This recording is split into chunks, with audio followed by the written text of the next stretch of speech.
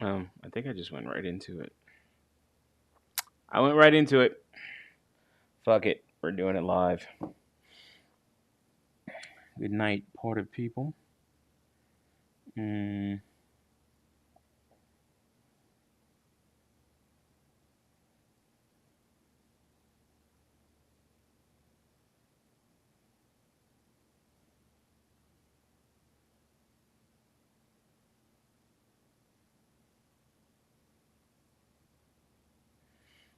all right, that looks good. Okay, so good night. Tomorrow I have a couple of things I got to get done. So I don't think I'll be streaming tomorrow, like I want to. Took off a couple of days this week. I wasn't feeling too good. Wasn't too feeling too good, and I mean, not even. It wasn't just so much like sickness. It was more like it was more like just tired. I just slept a lot. Is what I ended up doing. So I have to make up some work tomorrow, and prepare for a couple things, catch up from last week, and then prepare for some stuff for the coming week to make sure that I'm on top of things. Um, with that being said, I still have been studying, or I did study. So damn, that was on the road. Ugh. Um, I was studying over during that time, and what I want to do is kind of go over like my strategy for studying, because that's probably one of the hardest things. I think BGS had mentioned it, and I've heard it other places. It's a hard thing when you think of yourself as maybe like I don't think of myself like this, but it's a hard thing when you have a natural talent of learning. Like having a good memory means you don't have to read books. Um, because what happens is you have a decent enough memory where you can listen to a lecture in class and you don't have to read the book because they went over the material. Now you may read the books for like the smaller things, the nuances, if anything, but you don't really have to read that book, like because most of the stuff is what the teacher went over in a lecture, unless they just try to hide things or they just kind of gloss over things, kind of saying, okay, do you understand the material? Let me ask you questions. Okay, great. So if you have a good memory or something like that, it's not really hard to deal with.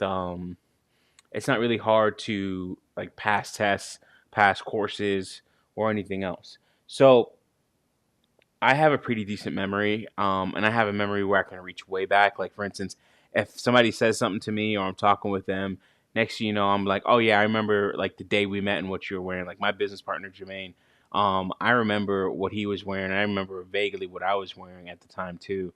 I was wearing a black shirt that had, it was like a black striped shirt, and then it had like orange and white stripes, and I think the white stripes are smaller than the orange stripes, and then you had black stripes that were equal size as the orange stripes, and I forgot what type of pants I was wearing, maybe khaki or something like that. But he was wearing a white shirt with blue lettering and blue jeans.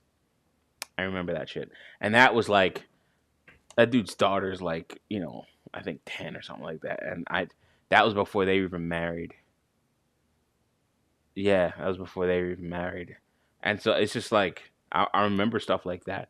So if you have pretty decent memory, it works out well. Now, a part of the issues that I have with my memory is that I'll forget things like Kanye West said, I forget better shit than you ever thought of, and it's like I'll forget a lot of different things. I forget a lot of things, and that doesn't really help. That doesn't help in some cases, but I do have good memory, creativity, and motivation, and all the things like that. It just depends on what it is. Appreciate those that are giving me the likes here. Appreciate that. Um, with that being said, like that's the understanding who you are in terms of like understanding who you are in terms of studying habits and things like that. Also, the lighting here is definitely a lot better. I was talking with Marty McFly and we were going over one or two things. I said, "Hey, look at my stream. I'm loving what Ecamm is doing. I'm loving the quality of the streams. I'm loving other things that are going on. But how can I, anything that I can improve?" And he says, well, what's the purpose of the lights that I had back there? And it's just extra lighting for that section. but that was causing me in the foreground to be darker. And I was just like, damn, that's pretty easy. And it was like, I was like, well, I could paint it black and then I'll stand out more, blah, blah, blah. And he was like, yeah, you can do that, or, you have better lighting on you or something like that. Because I have a shit ton fuckload of lighting. Like, I have a lot of lighting in here. Um, and honestly, man, like, he told me to do that. Like, and that actually, I'm sniffling because I'm like, I wouldn't say like I was really sick and that's why I was out. I probably could have worked. It's just, you just get tired, fatigue, man. I'll call it fatigue because I slept a lot Thursday and a little bit on Friday. But anyways, uh, there was a lot. There's a lot in terms of like the lighting here that I was just like, wow, I have like a ton of lighting, and that's not like, that shouldn't be my problem. Like, lighting should not be my problem, but it actually was, and it's the lighting and where it was and everything. So instead of me adding new light, I just turned off some lights, and it's crazy because like I was just looking at it and to show y'all, you'll see me now how I'm like, or you saw me a second ago. If you just turn on these lights and then I come up here, I'm actually like darker. Like right here, you start to see like, you can't see. It's almost like my beard doesn't exist. That's like crazy, and that's because of the lighting behind me, and it's really kind of like just taking out everything. So, um, yeah, that's something that's pretty interesting right there. Um, Maddox 12, man, appreciate you joining the stream. What are you studying? You said you're studying too. What are you up studying, brother? What are you studying? Let me fix this while I'm here. Text box shrink. What edit text? I think, and the sizes.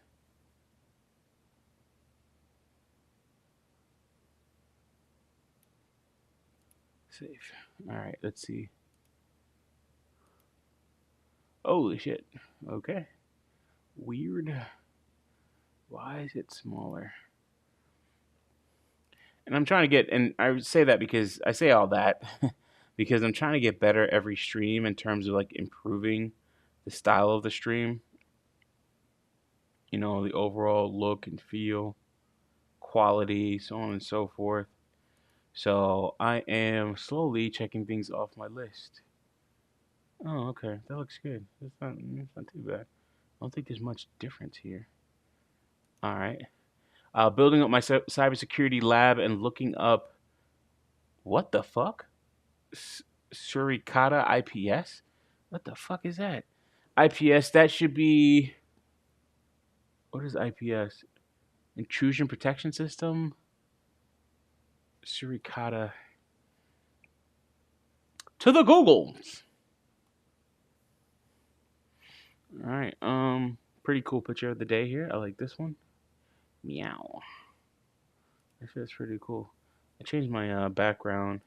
Changed the background of the chat too, so that looks a little bit better. Srikata IPS. Suricata is a high performance open source network analysis and threat detection software used by most private and public organizations and embedded by major vendors to protect their assets. Check out our new on demand. Okay. Intrusion prevention system. Yeah. Yep. Oh, okay, cool. Um oh, okay, so this is something you could put on what's it called? Ubuntu or Linux. In this tutorial, we learn how to configure Suricata built-in intrusion prevention system mode on Ubuntu 2004. By default, Suricata is configured to run as an intrusion detection system (IDS). I always like think about like Snort. So like, how does this intrusion prevention system? So Maddox, how does this match up with things like Snort? Like, is it the same? Is it another vendor, so to speak? Like, what is this in reference to something like a Snort? Let me know on that one. iPhone camera, so I gotta take this one off. Okay, cool. Yeah, like what is that in reference to snort or correlation to snort? Is it like snort? Because I used to use snort along with PF Sense, which I think I'm gonna spend like Christmas reworking my network finally. Almost the same as snort. So when you say almost the same, how is it different? Do you know? Let me know if you know the difference. Before enabling IPS mode, it is important to check which signatures you have enabled and their default actions. Prerequisites: if you have been following the tutorial series, including config. Okay, DigitalOcean is becoming the new how-to forge. If you're in like Linux back in the day, and this is kind of how I learned howtoforge.com. Like how to forge, like they have not changed this website in years. Okay, they added ads there. That's about it. But how to install Bookstack on Debian 12. Bookstack is a simple self-hosted platform for storing and organizing information. In this tutorial, we'll ask you through the installation process of Bookstack on Debian 12 server.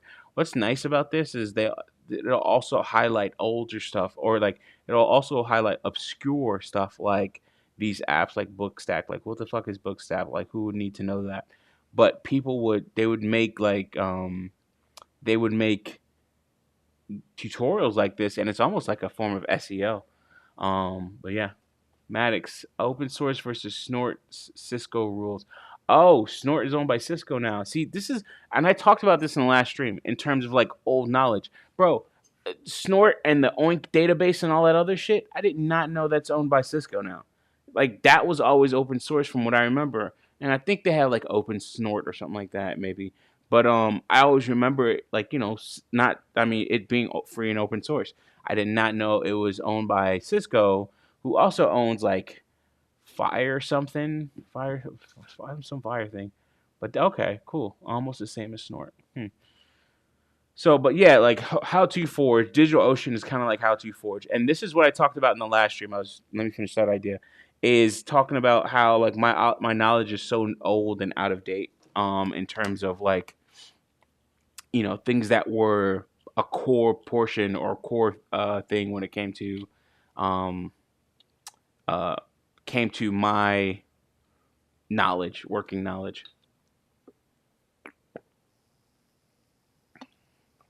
Yeah, Cisco really is buying freaking everything, dude. Oh shoot, I forgot about that.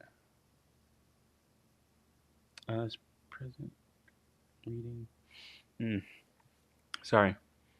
Yeah, Cisco's buying everything. I forgot what I think it was like Fire Stack, Fire something. They just bought what the fuck? They bought Splunk? They just bought Splunk, and before they bought before they bought Duo. What is Duo? I don't know what the hell Duo is. Bro, that is crazy. They're putting a lot of money behind Cisco. That would actually be a good investment then, because they're like really trying to build themselves up. I kind of don't like it because like, okay, how are you going to incorporate that? Now it gives them more services and things like that, but it starts to feel like it's Sun Microsystems really. At that point, you're not really innovating your product. You're not doing anything new. You're just buying up all the new competition. So really, are you adding anything to your ecosystem, or are you adding real innovation to your ecosystem? Now, obviously, they are in probably one or two products, but when it comes to like really innovating some of their older stuff and everything else, MFA enterprise technology. Oh, okay, okay. But yeah, so that's like Okta. It sounds like, but all you're doing is adding more services that you can actually say, okay, I want to add this service, and by adding this service, um, I can charge more, or I can charge for this little bit, and then it becomes like a whole AWS pricing structure, and it gets fucking annoying. To the point where you almost need a Cisco sales engineer or some shit like that on staff that understands everything. Oh, okay, we have this product. Oh, we have this product, and they're buying so much shit that it's just like like the salespeople have to be taught every fucking month pretty much. Excuse me, the new shit that they're selling, so you can almost niche down too in terms of your sales, which I mean you could have done anyway, but that gets kind of fucking annoying in terms of some of the stuff that they do. Um, Bookstack is a free source open wiki. When I look at How to Forge back in the day, I just used to be like, okay, this is great. How does the GUI look? How does the GUI look? Okay, this looks like these are gonna be fucking ads or some shit. Yeah, I want to see how the GUI looks. I used to like jump to the last page. Symphony, polyfill, MB string. Okay, Bookstack. There we go. Bookstack. Then okay, this is one. This is a one pager. Wrap, Stack. You also have secure Bookstack circuits. So let's encrypt. From here, you can populate information and build your own documentation. Is this a documentation portal or just a place you can store your PDF? Anyways, yeah, DigitalOcean is becoming, well, I guess to say DigitalOcean is becoming a cleaner How to Forge. How to Forge is starting to, I probably already did it a long time ago, but yeah. Alrighty, so talking about study habits, so let's get into it. This stream won't be too long, but I did want to come out with something because with my reading, um, a couple things have been discovered, right? So let's go ahead and put the phone uh, in place here. Okay. Oh, where is our camera?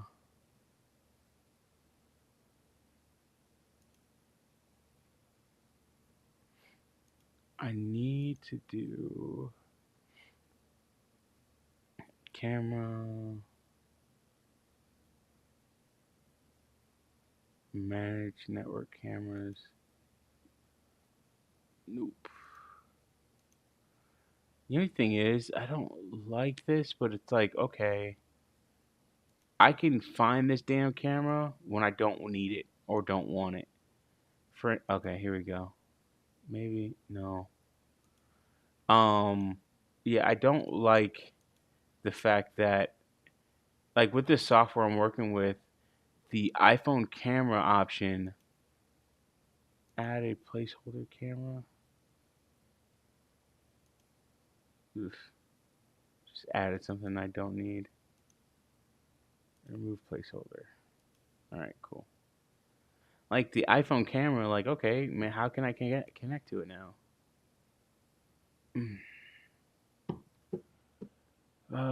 Edit live stream. It's kind of cold in here.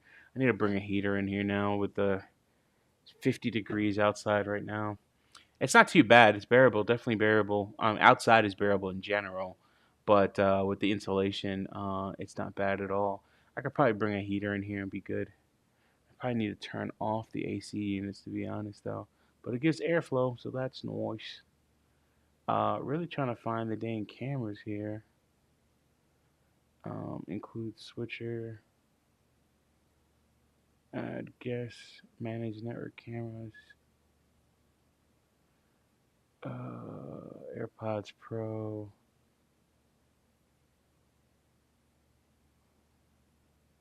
Hmm.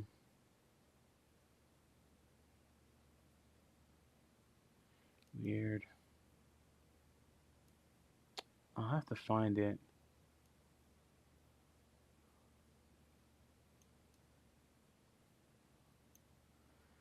Okay.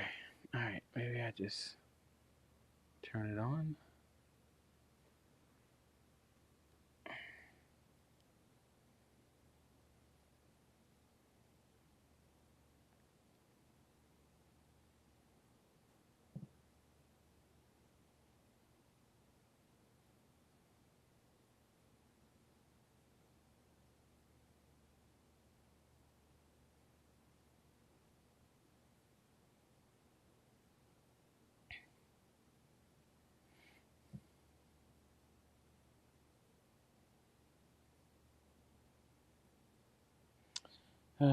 Where do we get it? Where do we get it? Where do we get it? So I can't just do.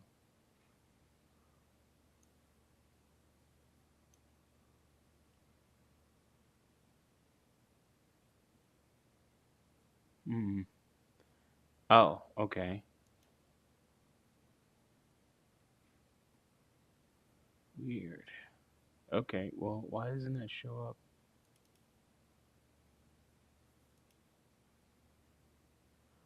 Hmm. Even that one's not showing. Damn it, man.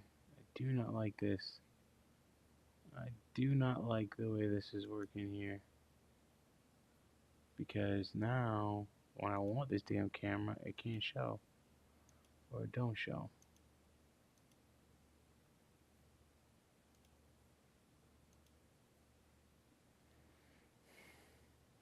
Alright, I gotta look it up.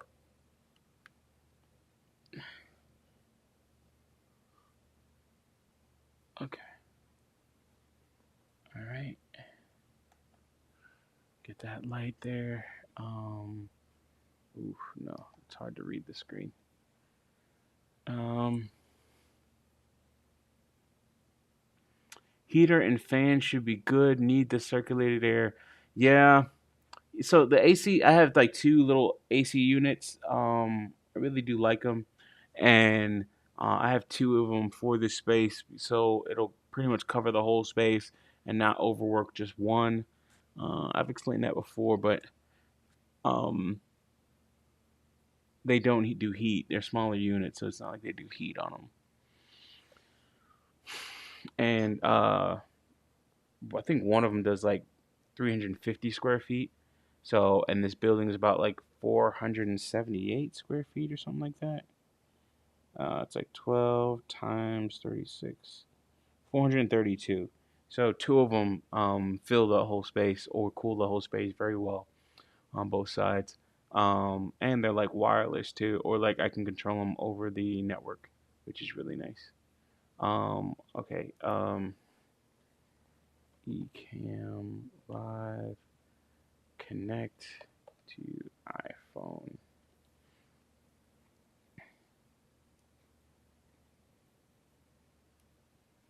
Grille.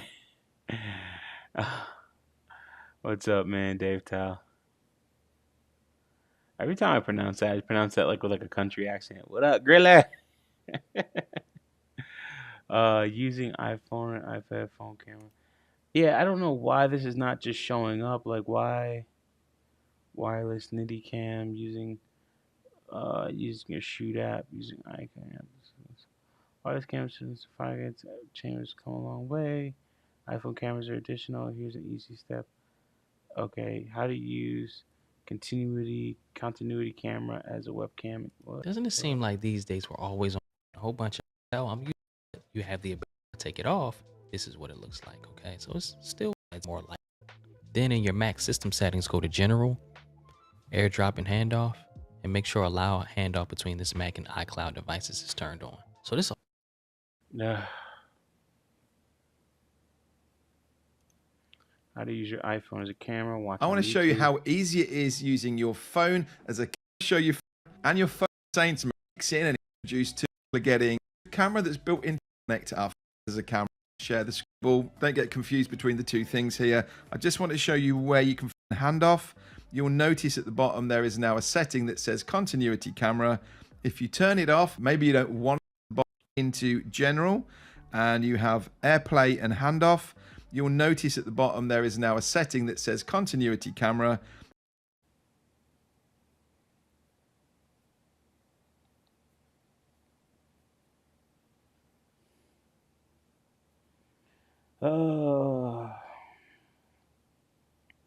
I promise it'll get better over time.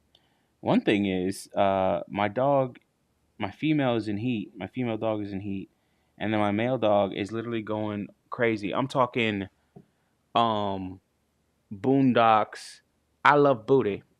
I wake up to booty. I love booty. Like this dog is not eating. It's so bad. Like I'm like, yo, this is crazy.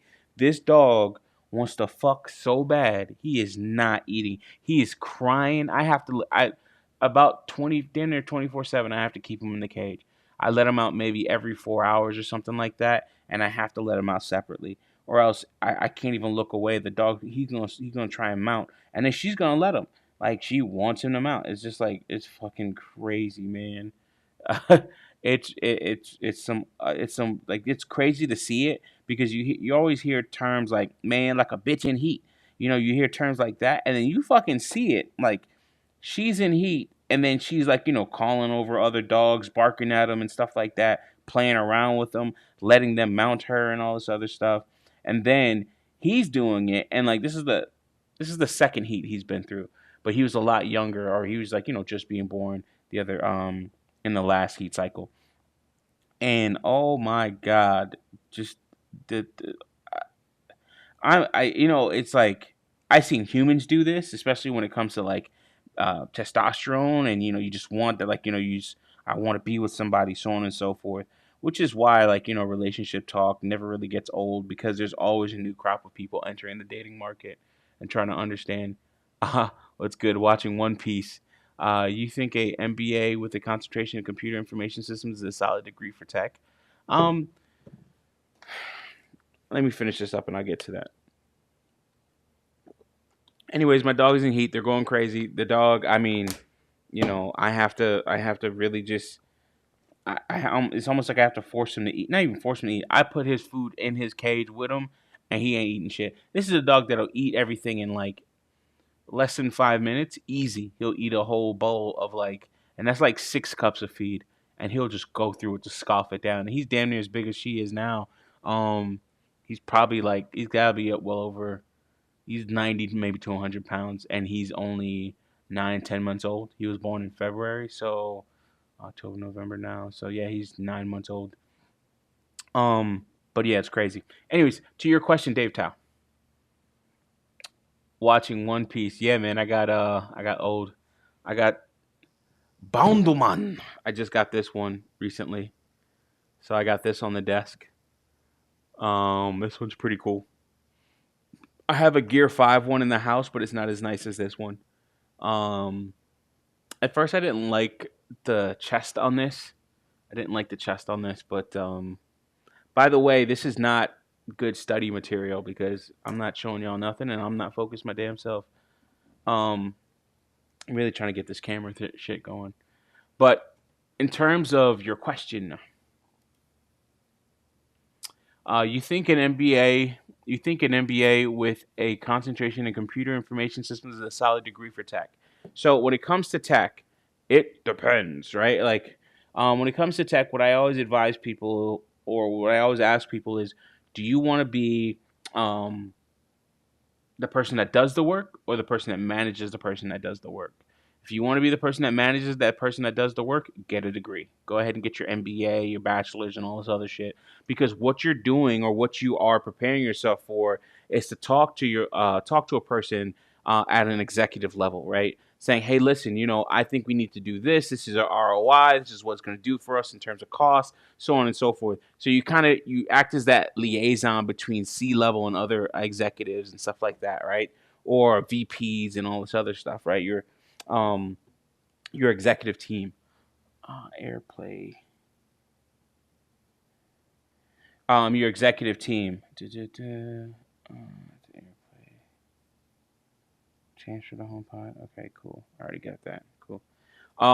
So up to your executive team, right? And then you're talking to them, you're giving them, you can speak in their language well as tech language, give that 5,000, 10,000 foot overview, not really get caught in the nuance because a technical person like myself gets caught in the nuance. And that's not what a person at C level, higher level needs. They need yes or no answers, or they need high level answers. And you have to talk to them a different way, like talk to me nice, type shit. So you really can't tell them, hey, listen, because of the execution of the lambda, and you only have a 15-second execution time. Or no, you only have a max 15-minute execution time with the lambda, and then we're getting all of our data from S3. They're like, listen, we need to cut cost. How do we cut costs? Well, I think it's best for us to pre-process the data and then only store and then store nothing in S3. That's what they fucking want to hear. They don't want to hear the nuance, the intricacies of the whole fucking process. They don't want to hear that shit. So that's why it's good to talk that's why it's good to talk about these things, or that's why it's good to know that jargon and talk to them about ROI, EBITDA, however you ever say that. It's like earnings before something, something, something. And you can understand all those things, right? So, what's it called? True, manage these people, right? So yeah, if you want to manage people, that's what you're gonna do. Let's get the iPhone camera thing out. That's annoying me. So yeah, if you want to manage these people, that's what you're gonna do. But that's like, talking all of that stuff. That's being an executive.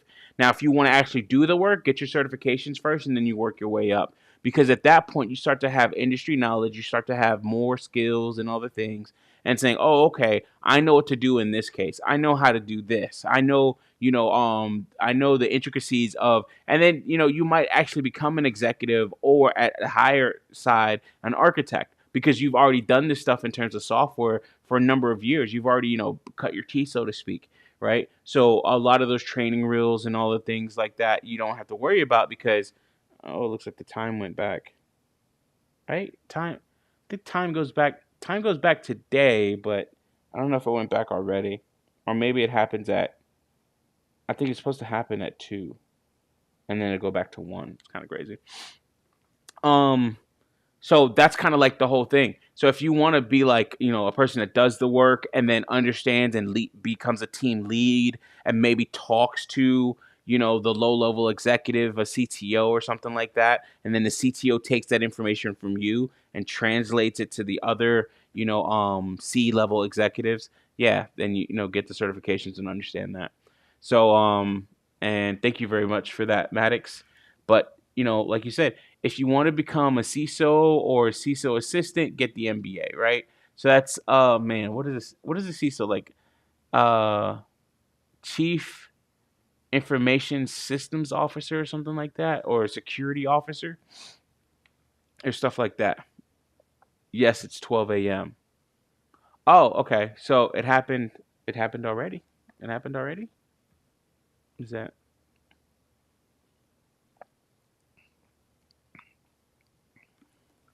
I guess it happened already. Um, Yay! I still have time to go to the strip club. Um, but yeah. All right. So let's get this camera working. If So you I turn can it off, finish maybe you this don't video. want to use your turn it off. Of eCam under my cameras, it should show you. Well, it's not going to show you Adie's iPhone, but it should show you your iPhone in here. Security And officer. Okay. because I'm connected up, what you're seeing through now is my iPhone, not the camera, just the screen. If I change this over and I select, so let's come down to this overlay here. In fact, why don't we use this one and change this camera over? So if I select over here, it's not seeing it. Hang on a second. Let's just put this into the switcher. Adie's iPhone camera. Let's pop that in. Notice what it's doing over here. That's good, actually. That because I've now selected my camera, Adie's iPhone camera, it's saying to me that it's connected to the Mac Mini. You can see what's going on my phone right there. So I'm selecting Adie's iPhone camera. And it's laying on the desk, so you're not going to see anything. But here you go. This is the feed coming through from my phone.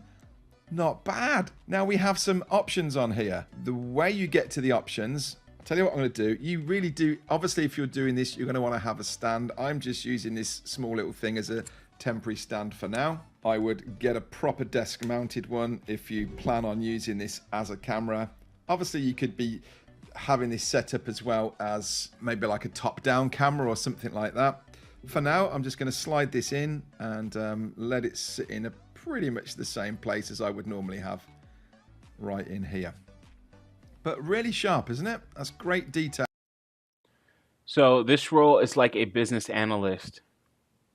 Yeah, I mean, when you're doing like business analyst stuff, that means you're getting into Power BI, right? Like you don't really care about what happens. You just care about the result of what happens, right? And then you're, pushing that through like, okay, um I want to make it to where I can get an overview of tickets, ticket flow, from start to resolution of a ticket, from from the inception point of an issue to the resolution of that issue, in our support ticket queue and stuff like that. So yeah, an MBA would be good for stuff like that because really you're trying to understand business processes. You're on the I wouldn't say business continuity, but business flow. Um, I guess you would say something like that. I don't know the right term, but yeah, you'd be looking at something like, and you'd be looking at a more paper pusher, um, a technical, but really non-technical. Like you're not doing the technical work. You're overseeing people. I know Tableau. See, look, there we go. There we go. I know Tableau, Power BI, and Excel. Yep. Right. So you're doing a lot of stuff like honestly, if you're gonna go for even a certification, you would actually, I think, do well by getting the ITIL certification, or an ITIL certification. So I think like the current one is ITIL 4 or something like that, and then with ITIL 4, they have different tracks of what you can do.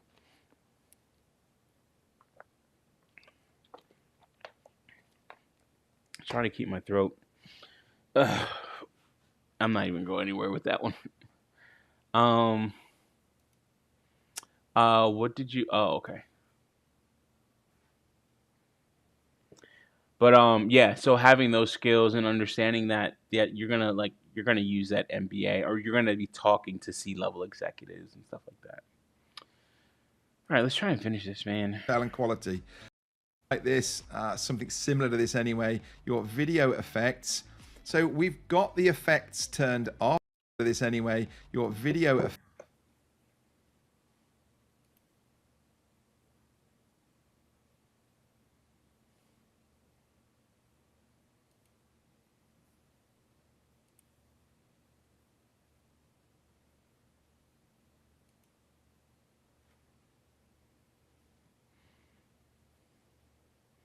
6 Sigma. Now I've heard of 6 Sigma, or that sounds familiar, but I know nothing about that one. 6 Sigma. No, I've never heard of that. I've heard. No, I know I've heard of that. I just don't know anything about it. I didn't know that was like actually a certification to where you can get that, and it would be more of a management certification because I have to deal with people that deal with like paperwork stuff. Hey, I need this report, and then they're gonna put that in the Excel spreadsheet. Um, or I need this report, and I need to get screen mirroring. I need this report so I can provide it to stakeholders here and so on and so forth. So I'll be like, oh, okay, cool. That's what you needed, and it's like it just seems like such a paper pushing thing, but those type of things help um, leaders or executives make decisions on what to do next in terms of, should I go forward with this level of support? This is costing me too much money, so on and so forth. So you'll hear shit like that all the time, or you'll have to deal with shit like that all the time. And to you as an engineer or lower level engineer or worker bee, so to speak, a white collar worker bee, a white blue collar or a light blue collar worker, if you will, like where you're not really an executive but you still have to do the day-to-day work and you're bossed around by people. um you have to deal with those requests for those reports, and you're like, man, they need these dumbass reports all the time, and how can we automate this is bullshit, blah blah blah. And that is why you do it. Yeah, I can't get this damn camera, man. Oh, I don't want to take all day on this, but or I'm already past how much time I should be putting to this damn thing, man.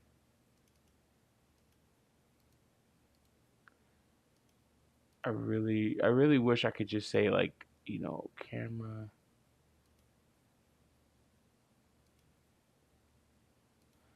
And the crazy thing about this whole thing with this camera, dude, or with this damn iPhone camera shit, is that it does it when I don't want it. Now that I need it, it's like it's nowhere to be found. And I know what I did. I disconnected it. But it's like, how do you reconnect it? Like, is it just, you know, you do it once and that's it? Like, if you don't use it or whatever, it's gonna be, um, what's it called? It just becomes like, oh, okay, that's it, no problem. I can't do anything for you. You're shit out of luck now.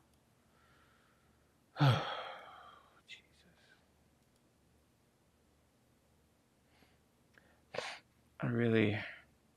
Effect back to these settings. There's a studio live, just knows in and out of camera, but there's around quality. And they're never really accurate. It's sort of. But if I select desk view, that's turned it around, so it's almost as if it is a bit weird and distorted, but so it's almost as if it is a bit weird and distorted, but they really fantastic. They're great. That phone in.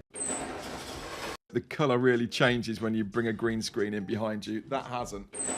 Camera, cable, but the front one here. What I camera as a camera source up here, your camera isn't there anymore. You are going to need to just go back into those settings. Your AirPlay and handoff, turn it off, turn it back on again. Seems to kick it back in. Look, now you can see in my list I've got the camera. There we go. So you gotta.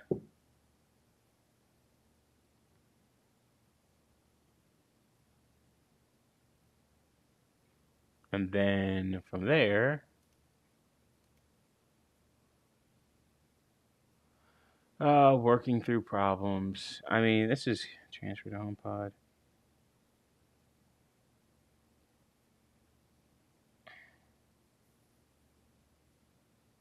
Hey, that shit actually fucking worked.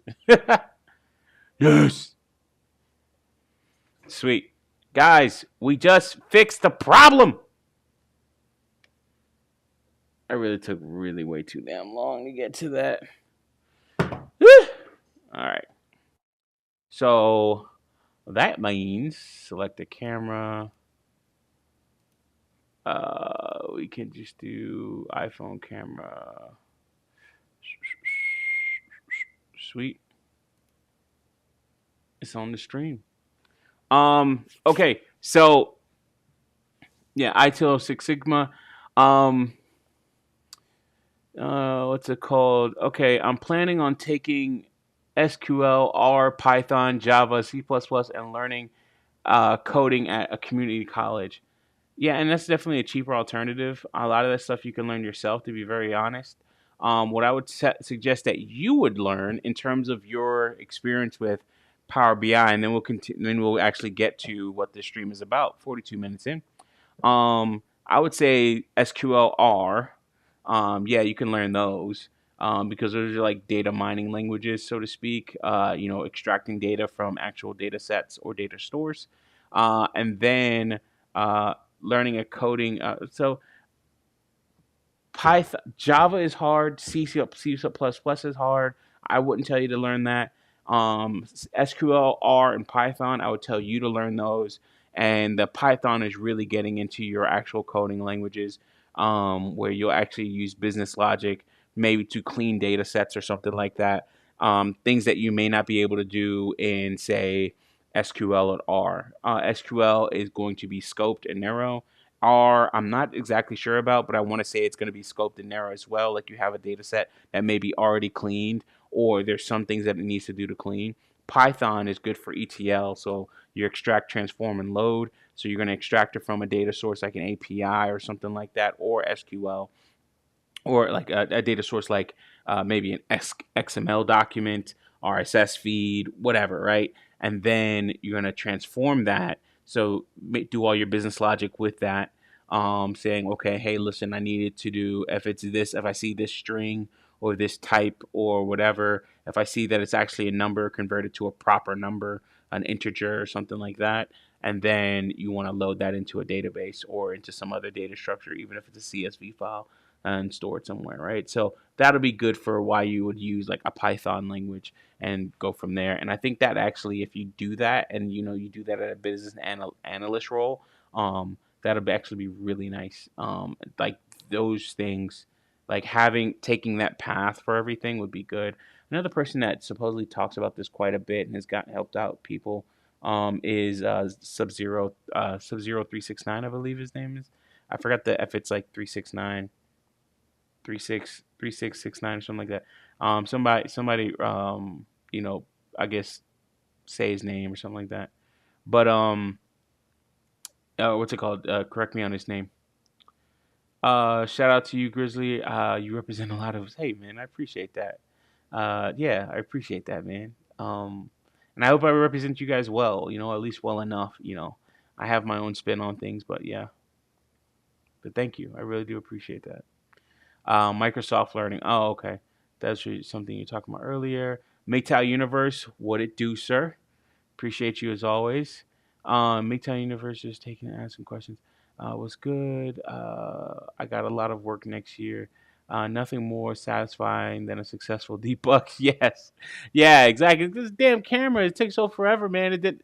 Oh, 3639. Okay, Sub Zero 3639. If you check out his channel, he also has some courses and even some one on one stuff where he helps you with database, or what's it called, working with SQL, working with databases, and then helping you out in tech.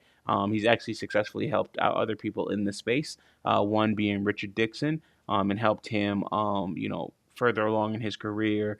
And then Richard Dixon, I've done streams with him as well, congratulating him and breaking into IT space. And actually, I need to reach out to him because he hit me up on, I think, 2 streams ago, saying he's doing some new stuff. So wanted to see what he's doing and how all that's going. Um, really. Yeah. All right, cool. So what I wanted to talk about is study habits and how to study. One of the things, one is knowing yourself and what you're good at. So today I went to go do a bit of a study session, went to the library and pretty much started falling asleep. Another thing is, you know, um, dealing with noise in a library or something like that, because the library I go to is a hotbed for homeless people. Like, homeless people come in there, they use the computers and all the different things that are around there. They'll make a whole bunch of noise in some cases. One guy, we're in like these glass rooms, these private glass rooms, and the guy's like literally, he's just, yo, yeah, what's up, blah, blah, and he's like literally just singing rap songs, and it's like, dude, I'm like in the fucking booth next to him, and I'm like, what the fuck? So I was like, how am I going to deal with this? Right now, just financially, I'm strapped for cash in terms of like, got a lot of things going out, right? Investing in this dog breeding business with somebody right now and working on that. Hopefully, we'll start doing some podcasts and some streams on that as well. Probably like 30 minutes to an hour talking about the business and what we're going to do and everything else like that. The garage is going up November 13th. They're going to be coming out and putting the garage up and getting started on that. So I'll be very excited for that. Um, and then of course having to pay taxes and I have to get that out there as well. And then like juggling which one comes first and stuff like that. So I'm strapped for cash, so I can't spend $500 on some iPhone, like, or some not iPhone, but some AirPod Pros, the big ones, or AirPod Pro Maxes. I don't fucking know what they are, but the earmuffs, right? That cover your whole ear. And I'm like, oh, how can you get around it? So one thing I'm okay with and I love is actually rain. I like rain hitting water. Like, I really do like that. I like that atmosphere. Like, rain on rainy days, I want to take a day off and just look at rain hitting water. That's the reason for the pond room that I have to finish. But that is the whole reason for it, to be closer to that field, to be closer to all of that.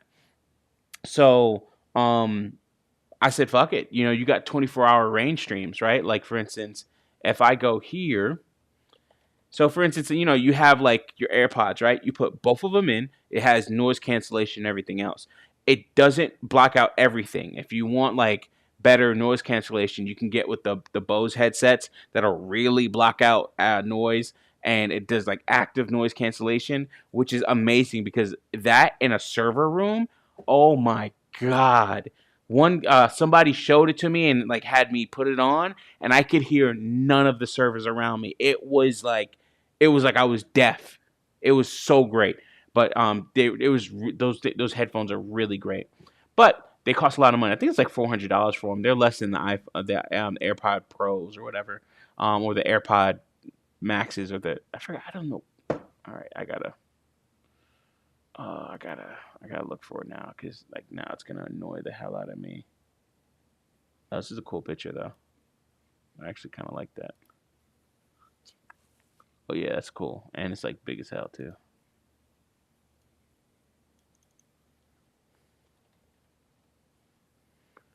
Big hell. Mm, Mm.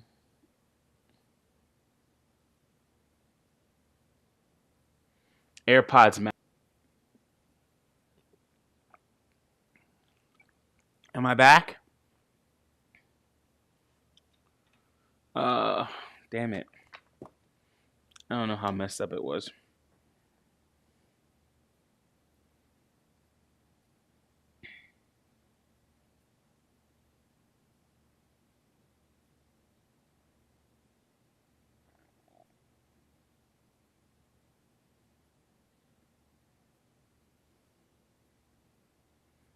Oh, okay, cool.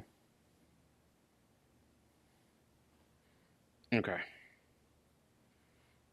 All right, real nice. So this Ecamm software really is good value to it and everything, and it works. So that's pretty cool. Um,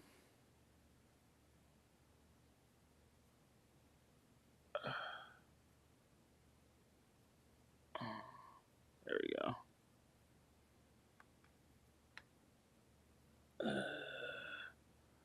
Okay, cool. Um, right. So you have the AirPods Max. So one thing you can do is you can do sounds of rain for sleeping 99%. And I was falling asleep. And I don't, it was really wasn't because of this. I thought I was like well rested enough before I went out, but I was falling asleep reading. And this is one thing I don't like reading. Reading is very, very fucking boring to me. I really, yeah, now I'm back. Reading is very fucking boring. I really do not like reading. I don't know what happened. I had an internet connection issue, but reading gets on my fucking nerves. So I have to know how to quote unquote study, and or what fits me. So one thing I like to do is I like to watch videos or video content. Right now, the thing is, I can listen to maybe MGTOW content, relationship content, entertainment, Reddit stories, cop videos. I can listen to that shit for fucking hours. But when it comes to like the stuff that would help me make money, it is pretty hard to listen to. But you got to make that sacrifice, right? Like you really got to make that sacrifice. So you can actually, if you have issues with concentration, like I do, right? Like where a little thing can really fuck you up.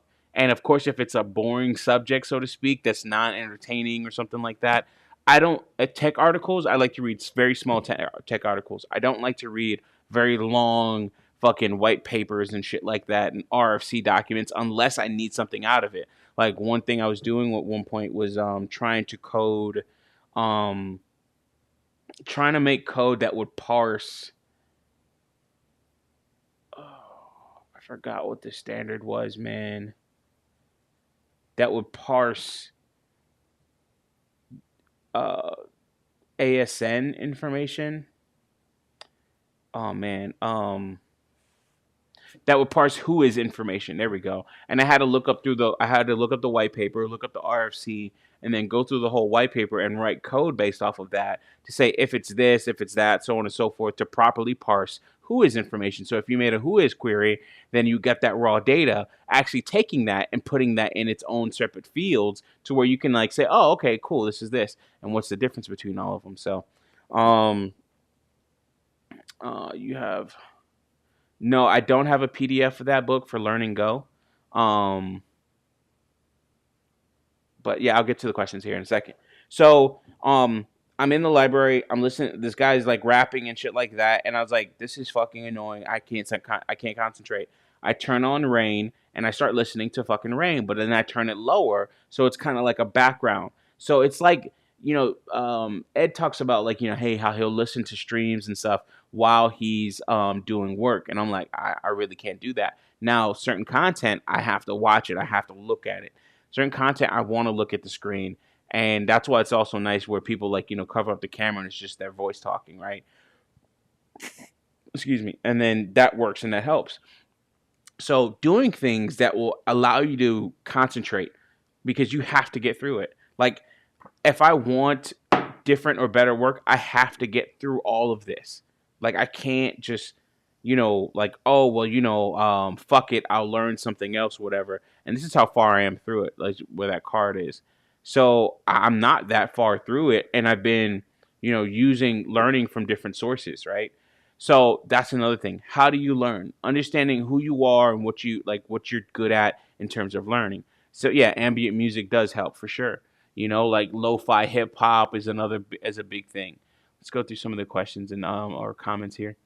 Yeah, the Sony MX5 earbuds, 299 for those. Yeah, that's my go-to. Okay, you were okay. Now you're back. Okay, thank you guys, for your patience on that. Oh yeah, can't post links here. Title: Goodbye Stress to sleep instantly with heavy rain, thunder, and rainforest at night. Actually, let's see here. Let's fix that.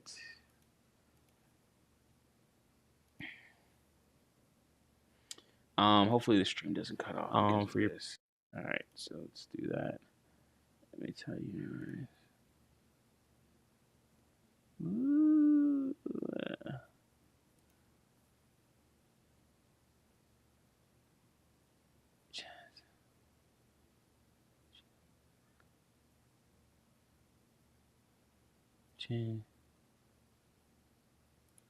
Okay, cool.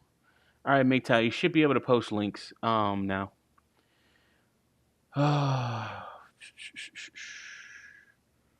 Okay, you should be able to post links now, sir. Um. Oh, okay. So, you were left and came back. You're loud and clear now. Okay, great. Thank you, guys. You don't have a PDF of that book. Ambient music helps. Would you like to have it? If you want to post a link to it, I don't really want it because I'm actually going around with this and I feel a little bit better reading it. Trying to get into reading books because a lot of the information isn't going to be on YouTube or other places. Also, I'm also seeing the power of like these books, right? Like, or just books in general or technical guides. Is that in the technical guides, it's kind of like listening watching a Harry Potter movie versus reading a Harry Potter book. There's a lot of stuff and nuance that is held in the book in terms of like the technical ways in which it's explained and so on and so forth. That is not in say a video or something like that. So yeah, go ahead and post a link to that or anything else that you deem helpful to everyone else. But yeah, like having this rain stuff that helps drown out. Even with like the earbuds, earbuds are great, right? Especially if they have active noise cancellation. But if no matter what, you still will hear some of the surrounding sounds. Now there's some things I didn't hear today, like when they closed the damn library at 2 o'clock, and I thought it was closing at 6, and they like I was the last one in there, so I had to like get taken out or get told to like, hey, listen, it's closed, and I'm like, oh shoot, I'm so sorry. Um, but I couldn't hear that announcement because I was listening to Rain and I was reading the book and reading some other stuff and looking at some other stuff on my phone. So, with that being said, kind of like putting yourself in the right environment and then doing things to actually make yourself productive in that environment or able to gain knowledge in that environment, right? So, Rain, definitely listening to Rain tracks is a good thing. Now, another thing is, for instance, when uh, one thing I've been doing, and you guys can always check my community tab for these things here. I've been posting a couple things in there. This was interesting too. Like, why do mainframes still exist? This is sad, but even if it's a hoax or whatever, there's going to be a lot of people like this. And when I think about, this lady being at 60 something years old and quote unquote no dating prospects, it's over for her and she doesn't have anybody. And I think about my own mom. My mom's 60, 65. This is why, like, whether she's like, bullshitting or not, it's a serious thing. And this dude needs to be stopped. Get the passport Pookie out of here. Who authorized? Who greenlit him? But yeah, so here we go. Updated course on Go. So now this course, right? Let's go into it. This course, I like this course. But what I started to notice is a lot of the stuff that the guy will kind of like not trivialize or breeze over, he didn't go into the same depth about those same subjects that I was reading in this book. So, for instance, he goes over structs, right? Like, all right, cool. You want to learn about structs? Let's see. I think that is types. All right, types, methods, interfaces. So let's do. I think that reading. Here we go. All right, so types, methods, and interfaces, and types in Go, and then you're learning structs, learning about structs and things like that. What I like to do, I want to get an overview, right? I want to be ramped up as quick as possible to understanding what I need to understand. That's why it's good to watch a YouTube video or something like that. When I was trying to fix this damn camera and get it working again, I wanted to watch a YouTube video. I didn't want to go through some article, read through a whole bunch of text and all this other shit. I want to just say, listen, what do I need to do to get this fucking camera going? So that's what I'm like. That's how I learn. That's what I like to do. I want to get to the quickest. I want the quickest path possible to get me to actually start learning, to actually start doing and implementing and writing code. If I stub my toe or what have you, I don't really care so much. I don't need to write it perfect. Now I had to get to that point. It took me a while, but now I'm to a point where it's like, hey, listen, I don't need to write it perfectly the first time. That's totally fucking okay. I just need to write it. Boom, that's it. So I'll watch a video. In this case, this is a 9-hour video, and I'm an hour 42 minutes into it.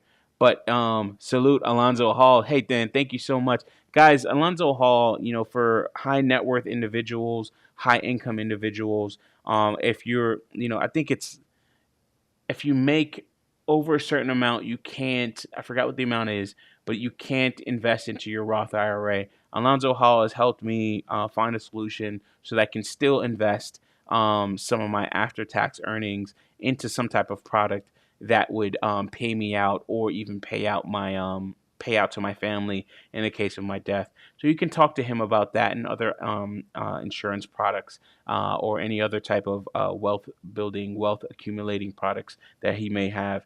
He definitely came by recommendation by brother Ed and through Marty McFly and some of the things that he's done there. So definitely for people that are high net worth individuals making good money, or Henry's out there, so high income, not rich yet, folks. Definitely, he's a person that you need to talk to, and he's another brother and Ben's enthusiast as well. So definitely, he goes above and beyond, and helps out when you have issues. So definitely check out Alonzo Hall, and I've talked about him previously, and I need to actually probably do like a stream with him. That would actually be good. But yeah, you want to get to a point where you learn, like you're actually working, right? Now, if you look at this, this video that we're watching here, he goes over structs and he goes over like examples and ways that you can test it and work with it and everything else like that. But if you want to start to understand a little bit more about structs, slices in this case, like one thing I was working on today, I'm up to hashes, but one thing we were talking about in previous streams is slices, right? So like we're learning about arrays and how they're not that great they're not the same or not to the same level that you would see arrays in other languages. Um oh yeah, Alonzo, definitely, bro. Definitely. No problem at all, and I appreciate the work that your patience really to really help like, kind of close that deal and answer any questions and get me to where I needed to be in terms of being comfortable. So I appreciate that. But so you see here,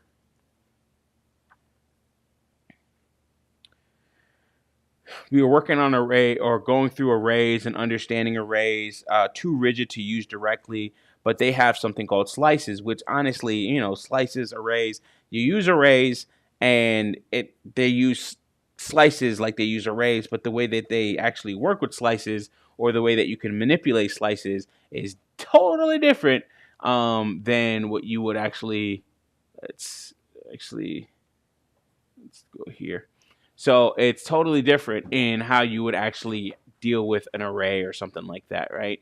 So um, slices is kind of like what you would expect arrays to be in other languages, but they also have some pretty cool things that makes me want to go back to other languages such as like a JavaScript and see how they actually handle that.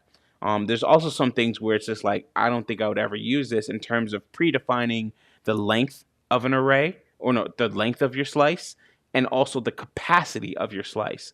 And you're not getting this. Like I don't feel that you would get this a lot of times in some of the quicker articles, your medium articles maybe, right? Unless it's just about just this topic slices. Um, or the quick snippets, the quick hits, the the YouTube shorts of it all in terms of like your attention span, where it's like, hey, listen, I need to know how to do this and only this. I don't care about all the extra shit. I don't care about adding or appending or copying, or I don't care about, sorry, I don't care about not adding, but I don't care about appending, which is the proper terminology for this. I don't care about appending to an array, to a slice. I don't care about copying a slice. I don't care about the intricacies of slices and actually doing slices of slices, right? Like, because a slice of a slice, if you make changes to that slice of a slice, it actually makes changes to the initial or the parent slice or the source slice, you know? And like that type of shit, you're not really getting that type of shit you're not really getting so much in some of these videos that are quick hits, right? Like you're getting like a little bit more in terms of knowledge. You're getting that deeper knowledge and understanding of the language that you're working in. And I'm like, oh, okay, this is the power of the book. This is the power of the manual. This is the power of RTFM. Read the fucking manual.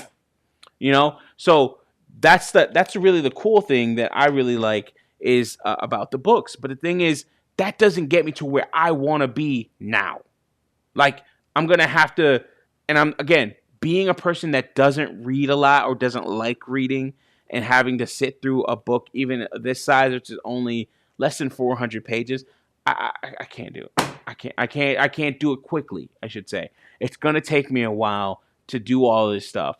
And then even read, I'm very impatient. And I've known that in my life, and I work around it as best as possible and trying to do things that'll actually help me, such as like, you know, the stuff that Alonzo did for me or helped me out with the Index Universal Life policy, where it's just like, okay, this is cool, I have this policy, but guess what? Like, I have to deal with the fact that I have to deal with the fact of like, how I spend money and how I want to save now or accumulate more money now and spend money. Like, no, I have to do things that actually work to my advantage and work against my own behavior traits when it comes to finances and dealing with anything, right? So, with that being said, watching a video is a lot quicker, right? I can watch a video and pick up this information quickly, use it, and then start using it and like keep it in my mind. I can go back to that video or at least saying, oh, okay, if it's JavaScript, I'm working with a high order method or something like that. I may not remember every high order method or what every high order method does, but I could say, okay, if I want to do for each, well, for each doesn't create a new array, whereas map does the same thing as for each, but it creates a new array. It iterates over the array and returns a new array, whereas for each does not return a new array. So you're going to do for each, and then it'll cycle through data, but you don't really care about that. You don't need that data returned as returned or assigned to a variable that can be used for another function or something like that, or a parameter for another function. So that's like the benefits of understanding the intricacies. But really, I don't really need all that. Like, I just need to know that if I need to map over quite a few arrays, if I need to map over quite a few objects in an array, how do I do that? How do I break out of that? What's the best way of doing it? What's the fastest way and performant way of doing it? And then also, what is the way that is probably the easiest to write and I can remember every time, right? I don't have to go back and forth. So videos are great for that. So, okay, hey, listen, my environment, dealing with my environment, working with it. Okay, this person's playing loud music. I got a rain track and some earbuds. That helps me stay focused. I understand that about myself in terms of like not being able to sit still. Also, hey, some people can't have their phone or don't shouldn't have their phone around them. Me personally, I need those breaks. I need to be able to look at my phone, get on social media, and things like that. What am I using for note taking? Excuse me. What am I using for note taking? Absolutely fucking nothing. With that being said, uh,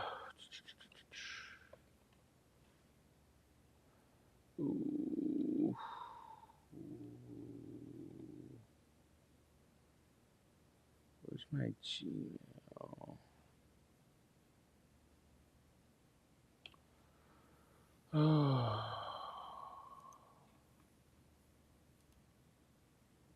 So I don't use anything for note taking, but if I do take notes, like for instance, I took the Linux Plus certification exam years ago, and these are my notes from that exam, right? Like if I needed to, I can't zoom in. How do I zoom in? View screen. There we go. That's not helping. All right, so these are my notes from years ago for the Linux Plus certification exam. Now with Linux Plus, a part of that is remembering. I'll get into that. Thank you for that, Alonzo. A part of that is remembering, or is having experience with the operating system and remembering certain commands and how to do certain things, right? Because really, it's you're getting tested on a whole entire operating system and ways and the basic libraries and basic programs on that operating system, and then you don't know what they're going to throw at you because in case, for instance, if you're using a very cut down version of an operating system, there's some things that you won't have or won't even use, so there's things like that that you have to worry about. So if I used to take notes, I would actually just write the notes down here. Now what I do is when I have the different sources to learn, I'll have, like, for instance, I'll have links that I'll go back on. So for instance, maybe I'll start a folder here of Golang links and then put all that stuff together and have links to them. Also having access to the documentation. For instance, if I wanted to do JavaScript, so if I wanted to understand or having if I wanted to look up certain things like how to deal with arrays and things like that, I would look up the proper documentation like the Mozilla Docs or something like that and have a resource like this, or w3schools.com and their wealth of knowledge in terms of like a programming language or something like that. Like, okay, how do I deal with strings? How do I deal with arrays? Having access to things like this. All right, let me catch up. That's so I would have my own notes, but then I would also have things like this available to me that I can go back to almost like, and I can maybe even create flashcards from something like this. So JSON.parse. All right, cool. Why would I use JSON.parse and JSON.stringify? Why would I use that? And then what are some of the real world examples for stuff like that? All right, cool. Next one is, do you like audiobooks too or just videos? I know some people are more visual. I like videos because then I could see the code. Audiobooks for technical stuff is very hard because there's always code examples that you're going to be using or need. Uh, mm, there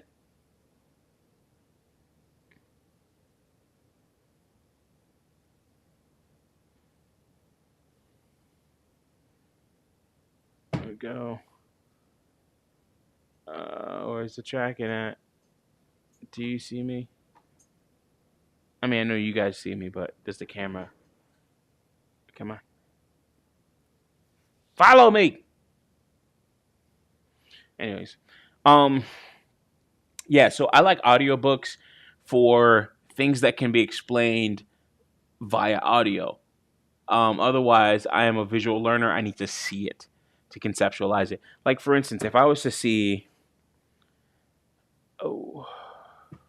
if I was to deal with hash maps, right, and understanding that, actually no, if I was to deal with converting arrays to slices, right? And understanding how that looks. So you have your array here, and I know it's an array because I actually define the length of that array ahead of time, right? But then if I wanted to get a slice of that array, well, I can slice it, but this is the notation. Now, hearing this audio-wise is pretty hard for technical stuff, right? But hearing maybe scenarios about network stories or anything else like that, that I might be able to get by with. But something like programming or something like our language, I need to see it, me personally. And that helps a lot as well. But audiobooks are good for, like, okay, if you know a lot of things, and audiobooks are good refreshers. Like you're driving and you're hearing certain things, or maybe you even make flashcards or like not even a flashcard, but you make an audio studio audio grant cram or study guide or something like that. OX Hermes, yo, what's up, brother? That makes sense. That makes total sense for me that you would use like an audio companion or something like that to this. But when you're doing stuff like this, me personally, I have to see it, because to have this read out where it's funked main, this would make sense in audio format if I'm doing a refresher or something like that, and I want to learn something fairly quickly, and I don't have the video or something like that. So I usually like to see these things on the screen, especially like how it looks in terms of when it errors out. So I'm familiar with that when I'm actually coding, because coding again is still visual as well, and you don't really realize how visual coding is until you don't have text highlighting or something like that. For instance, if I if I'm working with a bit of code, it's screen full. If I'm working with a bit of code here, and um, this, I can tell this is a string. This is a function or a method of something, and then I have FMT, which is the package, and this is the method, and then this is or method or function, right? And then this is a function here. But if I turn off text highlighting, this just looks like, it would just look like, it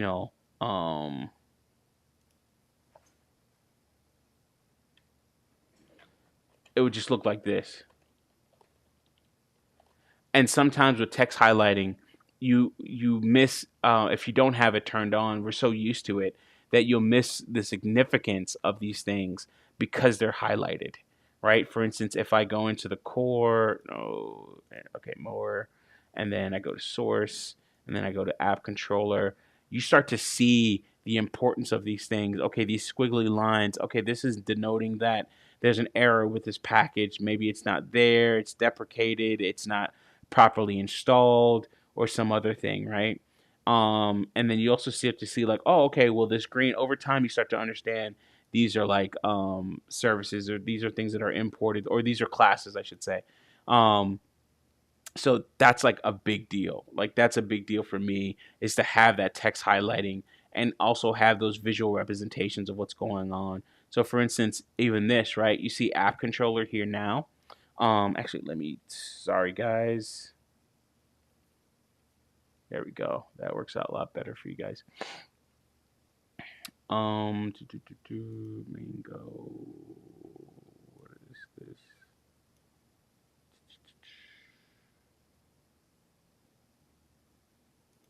Here we go.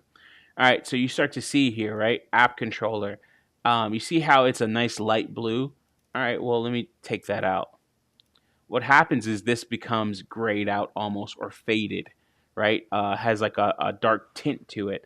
That means visually, I can just off a visual cue and understanding your IDE, your environment, and everything else like that. That means that actual resource, whether it be a variable, whether it be whatever you want to call it, or a class or something that's been imported, is not in use, meaning it's possible that this is just unused code. You're loading it. This could be a 50 meg file and you're loading it and never using it. That's a big problem, right? So something like this, you would look at that and be like, oh, okay, that's a visual cue. And that's for me why audiobooks is not probably the best for me, and when it comes to coding, because those visual cues really help you understand like what's expected.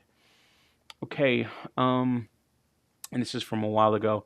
And that's the problem. I have the exact same issue with staying focused during deep work. So I use Logsec Obsidian for note taking. Oh, okay. Okay. Yeah, I don't use any of those programs.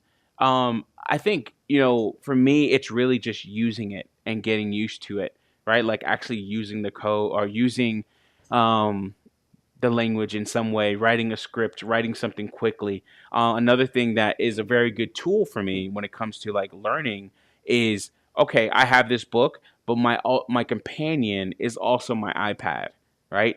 iPad Pro, what have you. But having this, right? Having this, and then I'm in the library today, and I'm trying to understand, writing out. Let's see here. So I'm trying to understand and write out and understanding, converting arrays to slices, as well as how if I wanted to copy something or pen something or I make a change to something, if I slice a slice, if I slice a slice and understand that, hey, if I make a change to this slice of a slice, which is a subset of the actual the slice itself, let's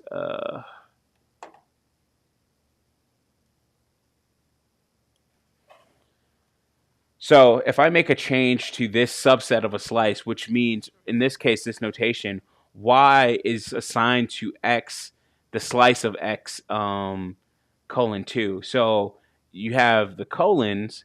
This would mean here the whole entire slice or the whole thing, right? So everything that's in x will be assigned to e, right? But the thing is, these are still connected to one another. It doesn't make a copy of this. So if I make a change to this subslice, I'm actually making a change to this as well in terms of in memory. So you have on the left side of the colons, or of the colon, the colon. Sorry. If you're on the left side of the colon, you have where it starts the slice, and then on the right side, you have where it ends. So if I have 1 here, that means 0, 1. So 2, so x, z should start from 1, and then if I don't define anything on the right side, all the way to the end, right? So that means it starts from 0, 1, and then it'll start. So z will be an array or a slice that is 2, 3, 4, and they'll show that on the next page, right? Let's see if I'm correct. All right. So we see z equals 2, 3, 4, right? So it's like understanding that and how that actually works. And it's like, okay, I ask questions like, okay, well, does me understand me writing 1, does that mean it includes 1, or is it everything after that? Right? Like, is it complicit or explicit? No. Or is it implicit or explicit? And it's actually implicit, meaning that it includes that. If it's explicit, that means if I wanted to include anything that was at position 1, I would actually have to start at position 0, right? So, but it's implicit, meaning that, hey, and then you have to also understand the words, the jargon, right? It is so far. Okay, you have to understand the words and the jargon, because you have to understand words like implicit and explicit and what that all means in programming. So that's another thing is BGS said it best. Sometimes you have to bring a book to understand the book, and in some cases, a book that you're using to understand a book is a fucking dictionary. So yeah, don't be afraid. Understand words like obfuscate. Like, I never understood what the word obfuscate means, which is why I use it as a stream. That actually goes back to one of my earlier jobs where my coworker was like, "Yeah, obfuscate this," or something like that, or "This is obfuscated," and they were doing it to like kind of test me at the time. That it was later revealed, um, and I didn't understand the word obfuscate. I went to go look that up, and it was to obscure or cover up something, to make opaque, right? So I thought that was pretty cool, and that's why I named the stream obfuscate. All right, so um my approach is primarily working with a project based on courses, books, and working my way backwards, referring to the fundamentals. If I can't figure it out, which is rare, since I have experience in programming. Yeah, true, true. Excuse me. Sorry, I ate barbecue earlier today. Um, keeps my brain stimulated forever. I don't even get tired. Really? Huh? Like, I get tired pretty easily when it comes to like, you know, like just reading. Like that type of stuff really doesn't. It has to be something that like is, I guess, maybe talks to my low level, um, brain centers or thought centers in my brain or something like that. maybe like I guess the sexual part of my brain where it's just like, I want to hear maybe the entertainment, yeah, the entertainment stuff, the stuff that I found funny or something like that. But even that stuff I get fucking tired of, and I have to move away all the time.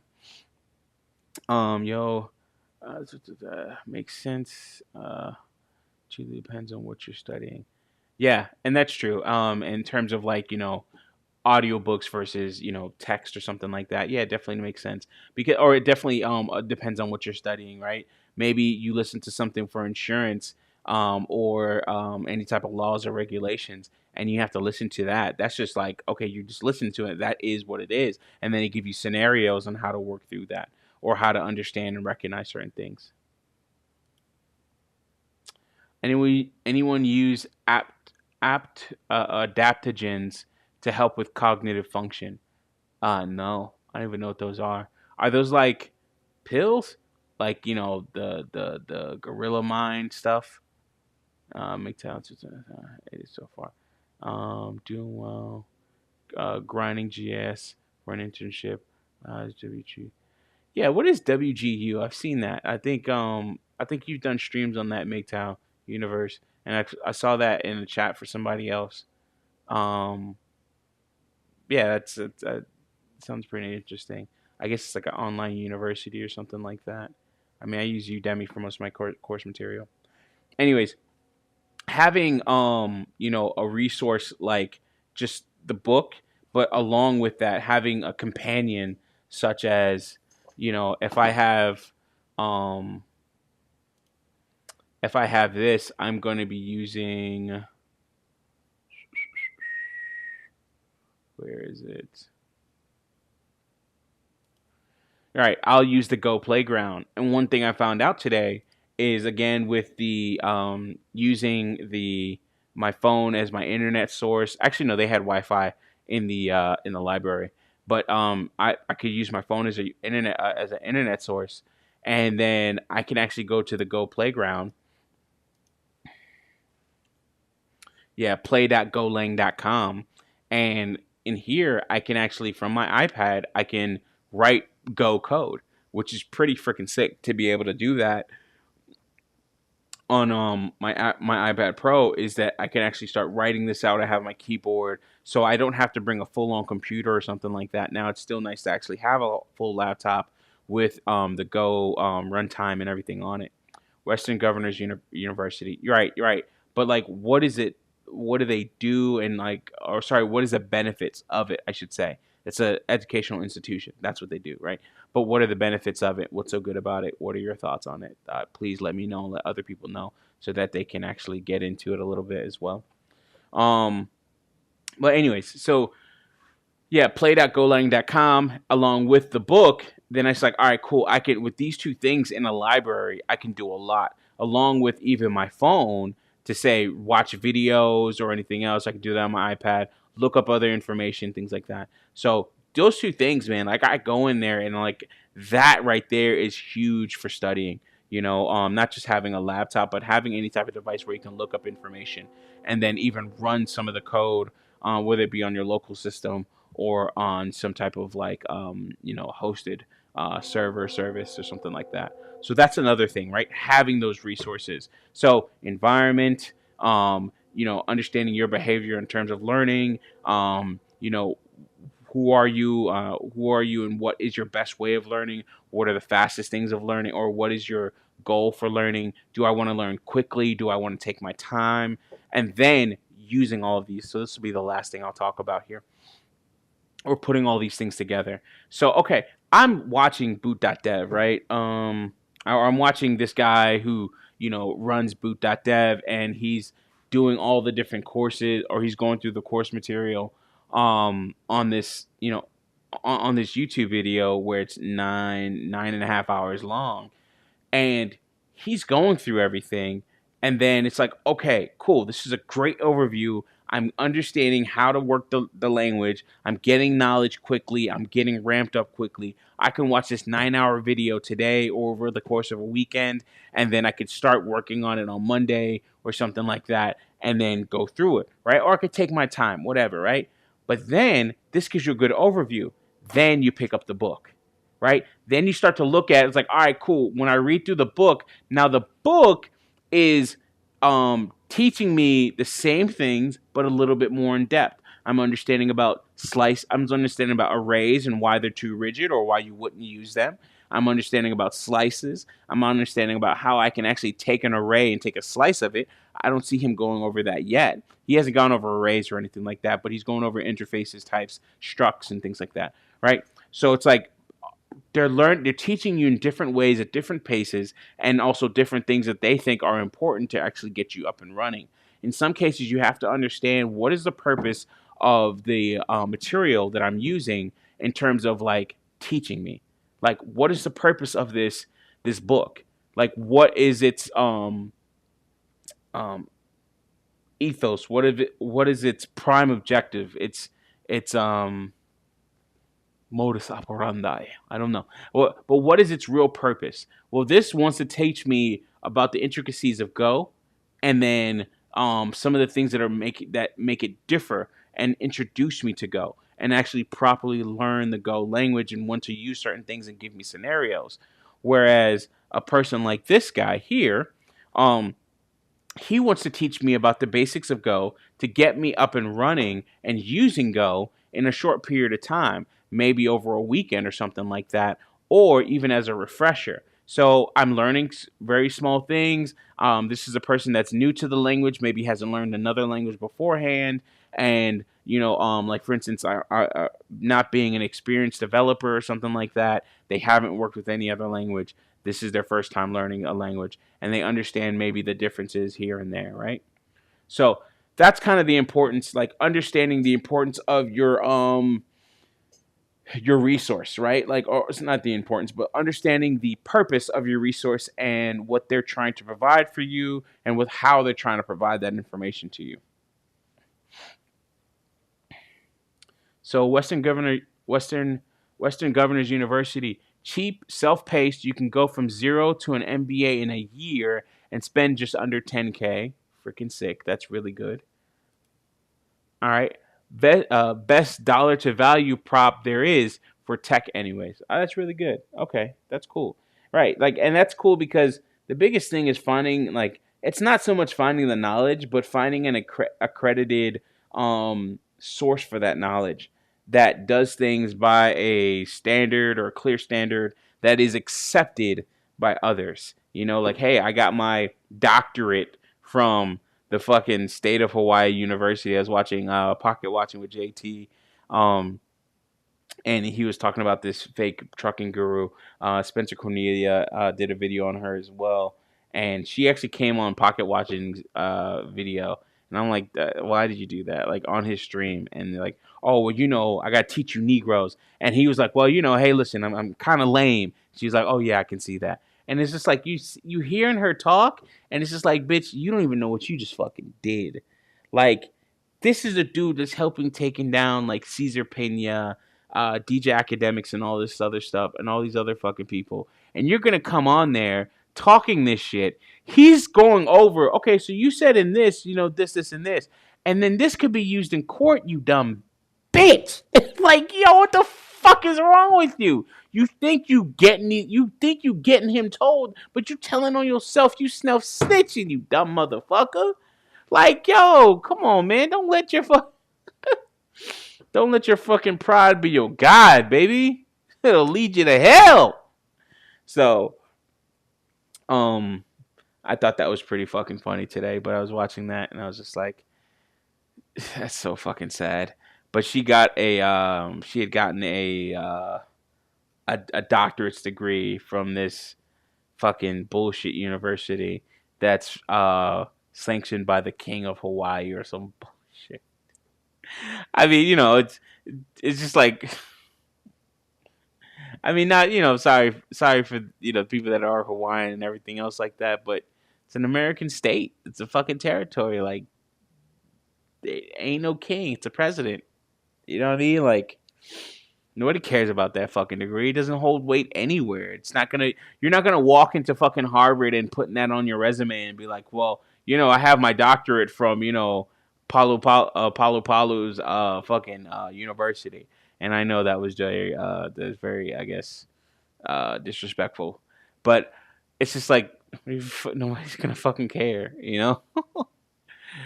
Darth Smidius, Darth Smidius. I love that fucking name. Yeah, bro, the ego gets him every time, and it's just like, yo, you're gonna fuck yourself. Like, you really are going to fuck yourself by doing that. Like, why are you doing that? Oh, okay. I just wanted to check that. I want to see what that looks like. Yeah, so they're. I was just like, bro, why did you doing that? But she has a fake doctorate. But that's what's good about having, say, like a WGU, if they're properly accredited or even recognized by a larger body of schools, because not all schools have the same accreditation. And you'll see that if you're moving from like a junior college to a college or a larger university, some of your credits will not transfer over, and you're gonna have to retake courses because that school was not accredited and in terms of the same accreditation body as your other school or as your new school. So therefore, they can't trust what you learned because they could have just gave you everything. Yeah, Everest. Yeah, yeah. Everest is another one that was very popular at the time. I done fucked up my shit. Look at this. Now the fucking thing is all small. Great. Anyways, um. Oh goodness.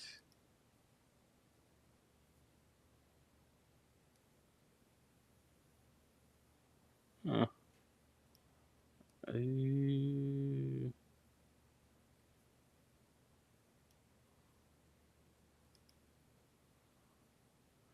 Sorry. There we go. Right there. Yeah, I have a lot going on my screen. I probably want to start like making that a little bit smaller or something like that. I don't really need to highlight it. I mean, everything, the chat's right there, so it's not a big deal. I like to do it because it's a little bit bigger and it's also um, uh, commonplace.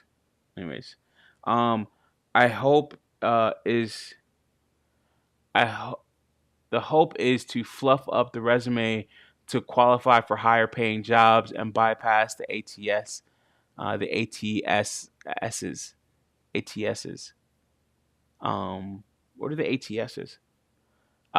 Most employers don't check for accreditation or even degrees for that matter. Yo, I remember seeing a YouTube short where the guy's working and then he's like and then like he's like working and then like he raises his head and he's just like and then the caption was when you realize nobody checked the validity of your resume or the validity of your degree. Like nobody called the school and said, "Hey, did Michael work there? Or did Michael actually get this degree?"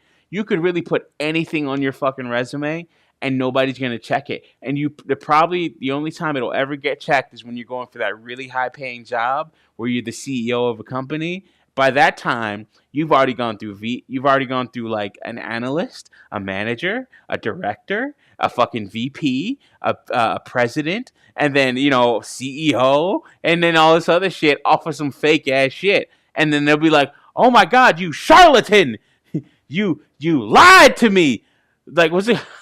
Accusations, false accusations. Fucking Rick Ross me, and it's just like, bro, nobody fucking applicant tracking systems. Okay, so that's what ATS is.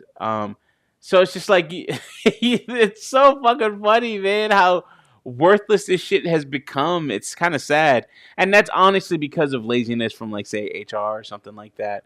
And knock on wood, they won't check my shit. Actually, no. I always put on like that my shit on my resume is real. It's just checking some other stuff. It's just like, yeah, I hope they don't dig too deep, So yeah. But as I was saying, one of the last things is okay, taking all of this and then maybe, for instance, in this video, he's learning more about structs or something like that, right? So then that one in this book, I am going to. Ooh, I shouldn't have done that. I should adjust my page.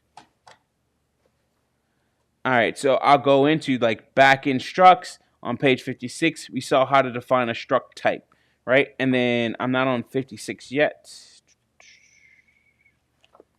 So they start to really go over structs here. and then really get into it, and then like, okay, what's the point of something like this, right? But then you have things like before struct, understanding like, for instance, I'm a JavaScript person and we throw on JSON objects all over the place. Okay, how does that all work? What is the difference in terms of strings, and how do you deal with strings and slices of strings? Strings are immutable objects, so you really can't change a string, but you can always take a piece of a string and output that somehow and do whatever you need to, right? And then therefore it can result into a different string, or a different a different string of a different size, a different content for that variable. So then I can look at this and then reading more about mapping, and then understanding like, okay, with a map, how do I make a JSON object, right? Like, how does that work? Where does that all come from? How does that work in terms of like what's what do I expect in terms of like a JSON like object that I can throw around, I can iterate through, I can pass data from one spot to the next, I could store in a database or something like that. So understanding all of these things and getting into it, it's like, okay, now I can get a little bit deeper, because you could see here when I'm talking about maps, right, and understanding it, it's going to be a little bit more than what's in the video, because the video is going to pass over this for like a minute or two, especially in the earlier stages of that video. And then with the book, it's going to talk about it. For instance, it'll touch on it here in structs on page 56 in this case, in this example. So we're seeing here that's half a page, and then we got another page, so that's a page and a half, and then you're getting into anonymous structs and how all that works. Let us zoom alt.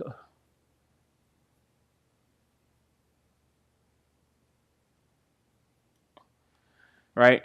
So we got anonymous structs, comparing and converting structs.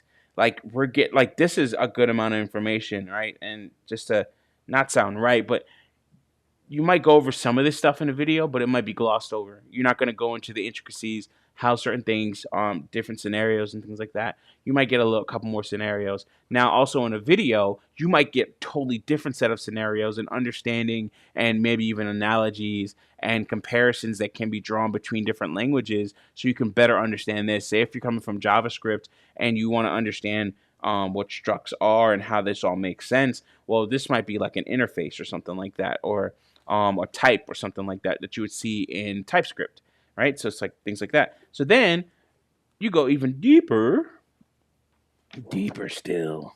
You go into types and Go, right? Types, methods, and interfaces. So now you're starting to understand like pointer receivers, value receivers. I don't know nothing about those. Method, what they consider a method in Go. For instance, if like some of this stuff you can, because when I hear method, I think about like, subfunction of a class, right? So how does that all work here? Code your methods for null instances. So like things like this, it's understanding all of this and going a little bit deeper into it definitely helps. And that's my point, right? So anyways, I could belabor that, but I'm losing the overall point of what I'm talking about there. So apologies. But understanding, like going a little bit deeper and understanding it better, that's what I get from, say, the book and this as a resource. And then you can start going into articles like Speechello is a program that Ed uses, and he talks about how like he uses that to listen to articles and get into the know. Now I want to listen to more Medium articles in terms of how to program and other things like that. So for instance, if I look at this video here, and yes, I use a trackball. I like trackball mices. So I might take an article like effective Go and then get the words, right? And put this in Speechello. Because then I can listen to this. This I can listen to, right? Because then I don't have to read through this. And what I might do is read through some of the code snippets. So I might get this and get everything except for the code snippets to make it easier, to read. One thing you can also do in your browser, there should be like a reading version of this page.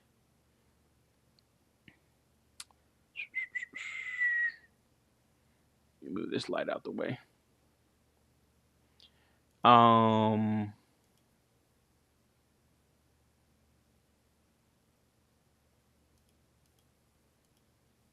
hmm.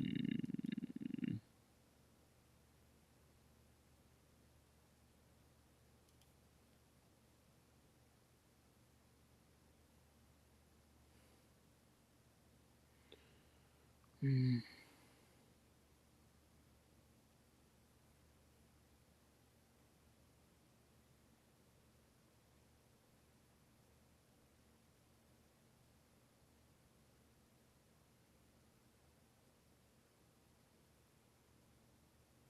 Mhm.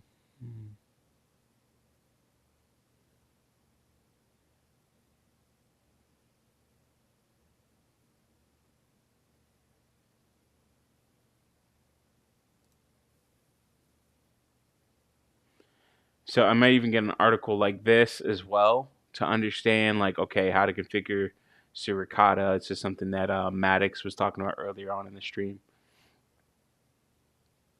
Let me tell Universal answer that question in a second. I'm trying to find the reading version of this, man. Like, you can get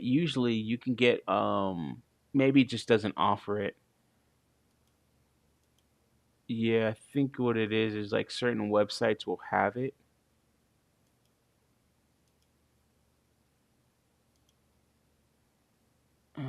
Crap. Certain websites will offer a reader's like only version of it. Hmm.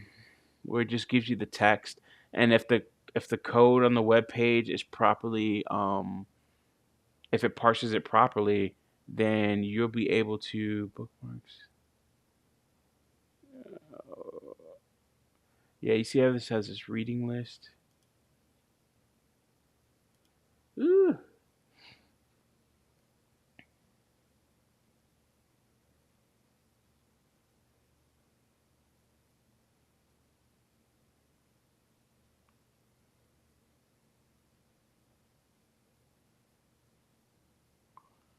Send to your devices. Ghost. Hmm. Yeah, I guess it's not available for this page. Yeah, it may not be. It's not available for this page, but sometimes really, the reading version of this page or the reader friendly version of this page for people that have limited vision or are impaired in some type of way, they may be able to listen to this but they can't see it or something, like they can't read the words. So it's more of accessibility option to where it'll give you this page, but it'll give you only the text, no links or anything else, no sidebars or anything else like that. So you can actually get a reading version of this, or a version that's easier to read and can be used in screen readers. Anyways, and that happens if you properly, if you like properly parse, or if you properly tag your HTML elements like paragraphs and stuff like that. It'll parse the web page so it doesn't get all of this other stuff like a div or something like that. Anyways,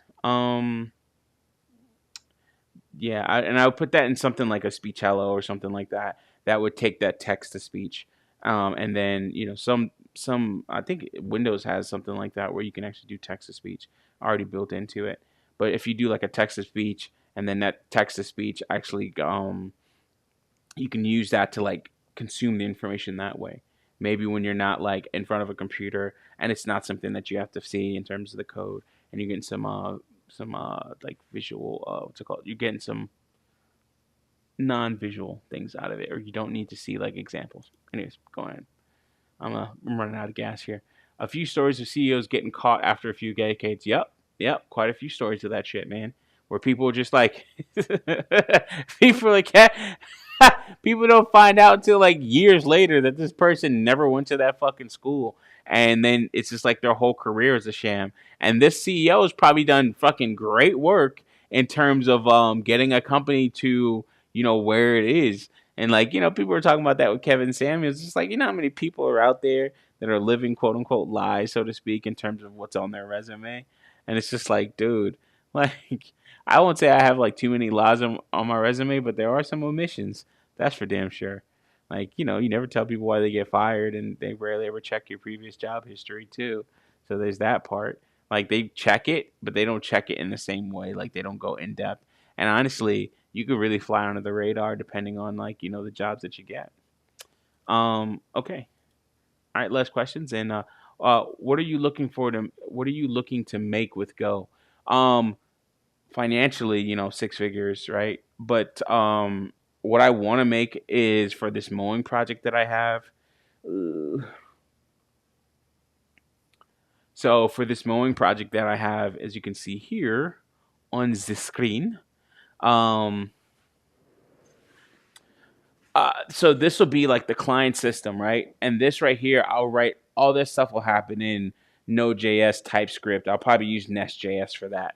Um, but what I really want to do with the Go part of it is I want to make something that can deal with, you know, I wouldn't say real time, but near real time, low latency type communication between like things like that device there.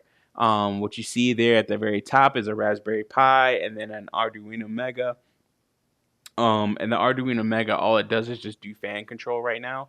But the Go portion of it, and then there's also a GSM router in there as well too. But the Go part of it really is the server side, like dealing with something that can take data and get it fast, right? Or sorry, take it and process it as fast as possible, and then also concurrently, right? Like the amount of concurrent connections are pretty high. So you can call it premature optimization. I really don't need Go for that. I can actually do JavaScript with the amount of data that would probably come in and just have JavaScript the whole way through. But I want it to be something. Um, did you pre-order a Pi 5? No, I didn't even know anything about the Pi 5. I'm still using like a lot of older Pi, I think 3 and 4, maybe a 4. Um, like a 4B or something like that. I don't remember. Let's look. I don't remember. Oh man. Um, I don't remember what version of Pi this is. It's an older one too because I haven't.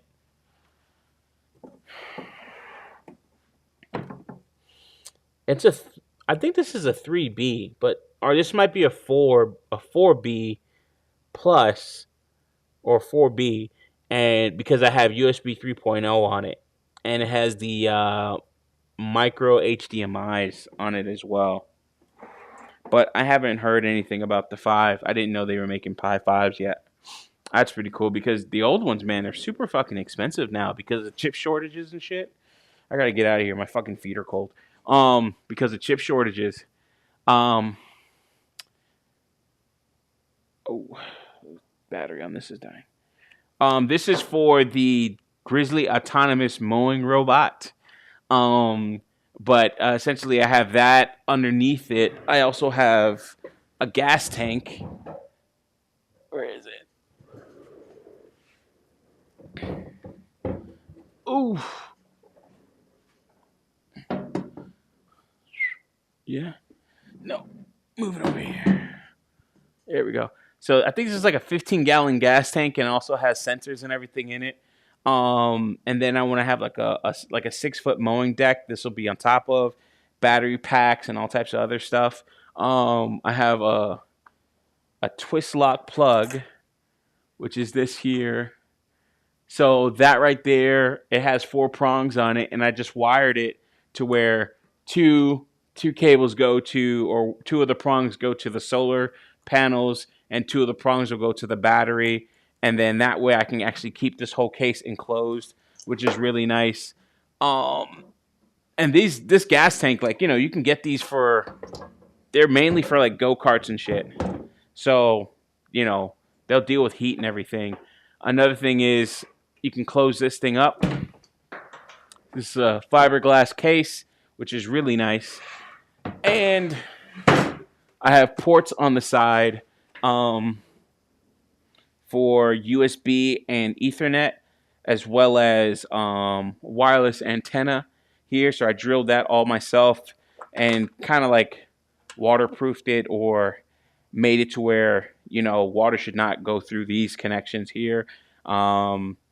And say even USB as well. So I got a USB port there, got that there.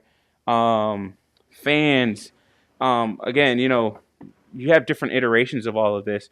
But I got two fans here, 120 millimeter fans. One is for, what's it called? Intake and exhaust. That just flipped, of course. And then I have this plug here, but this is where the cables used to go through. And then, of course, added this later on, which is your, this is your 30, this is basically a 30 amp plug. So, yeah. And you can see, like, I can flip all of this, move everything around, and everything is in place. So using DIN rails, power plant and all this other stuff.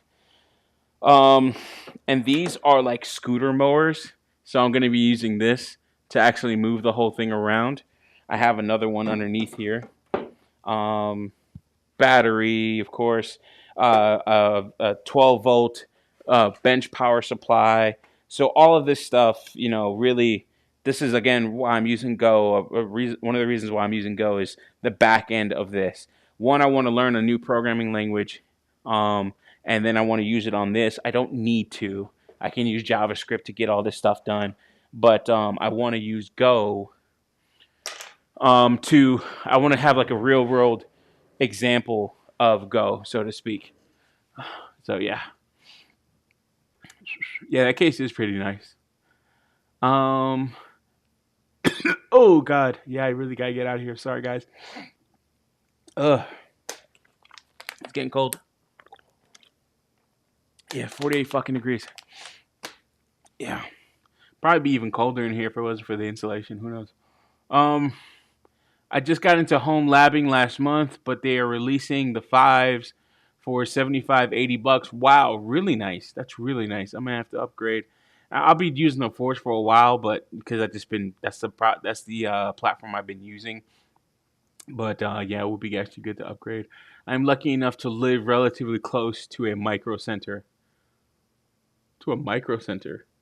What is that? What is a micro center? Excuse me. But yeah, so be using I'll be doing more with this, and I want to use Go as the back end, the server side code for all of this, because a lot of this stuff will talk to a server, and I haven't figured out the whole data communication or data flow model for all of this yet. I'm still like, working with it in my head and kind of getting back to this project and doing more stuff. But I'm using this as a learning experience or a learning tool or what's it called, excuse to learn a new programming language. I kind of want to learn Go because I'm getting tired of some of the stuff that I have to do at work, and I want to do something different a little bit. So Go, they have Go jobs, so that's what's out there. They don't have too many what's it called, Node.js jobs out there. At least none that I'm getting like hired for. So. And I also like Go in terms of how it deals with concurrencies and stuff like that. Computer parts store, yeah, damn near that's what I am. That's why I use it. So I be doing so much shit. Doing so much shit. Micro Center is a computer parts. Oh, Micro Center is a computer parts store. Oh, okay. Yeah, so we used to have CompUSA. I mean, now it's Amazon and eBay for me, and I don't even use eBay as much as I used to. But we used to have in South Florida. We had CompUSA, and we had Circuit City. Before that, of course, Radio Shack and all that stuff. But you just don't hear anything about it. And then they had like what, Fry's, but we never had Fry's down where I lived. But I've always heard about like Fry's and shit like that. Yeah. All right, guys, I'm gonna end it here because my feet are getting cold, and I'm gonna bring a heater in here. Next time I'm in here, I gotta find one. I know I got one in the house somewhere. That would be good for this, like one of them under desk heaters. I had one from a while ago, like the ones that would have like, you'd have it'd be toasty, and then it'd be like it'd have like a fan on it too, like a low speed fan that would just blow the warm air on your feet. So I got to get one of those because it's usually in my legs. Legs? No, my upper body feels it, and my legs feel it later. But if my legs really start to feel cold, that means it's fucking frigid, or getting there. But yeah. All right, guys. Thank you so much. I am partially sorry about earlier on in the stream. So hopefully the second half of the stream was actually useful in terms of like how I learn and what I use. If you like PF Sense, look into Tailscale for VPN connections for your microservers.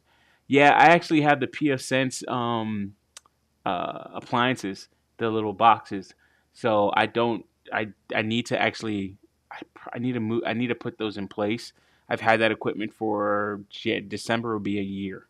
December will be a year. So I gotta actually finish that network and put everything in place, and then actually get some other stuff done around the house as well, and build out the network. I actually really need to do that. I still have a gift card from Circuit City for Circuit City. Hey man, better use it before you can. Too late. Yeah, because then after that it was like HH. Was it HH Greg? Yeah, I think HH. Yeah, HH Greg is also an auto. They do auto sales. HH Greg, I think, and then they also do appliances and electronics and stuff. But they try to replace. But after, I mean, honestly, all you got down in South Florida was Best Buy and Amazon. That's really it. Really, all you need is Amazon. To be very honest, you can get a lot of this stuff. A lot of that stuff that you see in that case. That case is from a company called Vevor, Vevor, and it's a really nice case. Like I really do like that case, and I have a couple others that are really nice. But Vevor is really nice. But everything else, man, that's all Amazon. Like the DIN rails at the bottom of that, which is here. Yeah, this right here is a solar charge, an MPPT solar charge controller, which I don't think I need for my design, to be honest. Um, because if I'm gonna use a gas powered engine, it'll have an alternator, and I can use the alternator to charge the batteries. So I really don't need the solar component really anymore. So I might have to take that out. But yeah, like all this stuff is all Amazon. I think, yeah, routers, the boards, yeah, everything except for the case in this whole setup is all Amazon. Cables, antennas, everything. The bench power supply, the battery to the other side there, that is all Amazon. So you don't, and you wouldn't have found that in a Circuit City anyway. Like you just wouldn't have found that in a Circuit City at the time. So, anyways, guys, hey, peace. Wish you guys all the best. Love y'all. I am going to probably get some hot chocolate or something like that and chill for the night. Um, uh, and then I got work tomorrow, so I shouldn't be doing a stream tomorrow. I might. We'll see. Damn, that just freaking had a shiver. I might. We'll see. Wish you guys all the best. Love y'all. Thank you for joining the stream. Really appreciate you. Peace. We out.